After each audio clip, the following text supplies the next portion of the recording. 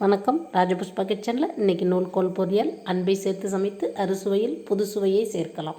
நூல்கோல் பொரியலை இப்படி ஒரு முறை செஞ்சு பாருங்கள். நான் 4 எடுத்திருக்கேன். இந்த கீரையை கூட நம்ம பருப்போட கூட்டு செஞ்சு சாப்பிட்லாம். இந்த 4ஐயும் என்ன பண்ணுங்கள், அழகாக 2 பக்கமும் கட் பண்ணிவிட்டு நல்லா தோலை சீவி எடுத்துங்க. நல்லா வெள்ளரிக்காய் மாதிரி நல்லாயிருக்கும். எடுத்துக்கிட்டு இந்த மாதிரி நீட்டாக கட் பண்ணி எடுத்துங்க. இந்த 2 கட் பண்ணிட்டேன், இன்னும் 2 இருக்குது, அதையும் சேர்த்து கட் பண்ணி எடுத்துக்கலாம்.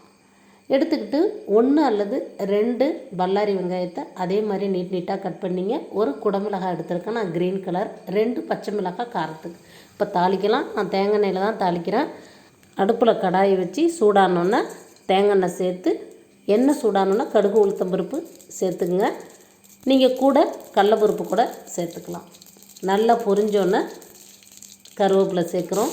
வெங்காயம் ஒரு பல்லாரி வெங்காயம் இல்லைனா 2 கூட நீங்கள் நிறைய கட் பண்ணி போட்டால் அந்த வெங்காயம் டேஸ்ட்டாக தான் இருக்கும். காரத்துக்கு பச்சை மிளகாய் சேர்த்து நறுக்கிய நூல்கோலை சேர்த்து நல்லா வதக்கி எடுங்க.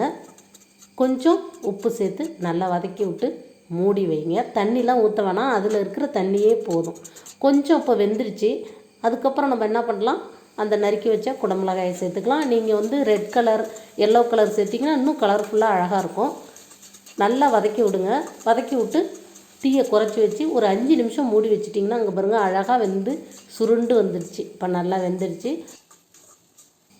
அரை மூடி தேங்காய் துருவலை சேர்த்து நல்லா கிளறி விட்டு என்ன பண்ணுங்கள், ஒரு 2-3 நிமிஷம் கிளறி விட்டு கொஞ்சம் கருவேப்பிலை இல்லைன்னா மல்லித்தழை இருந்தால் சேர்த்து இறக்கிடுங்க.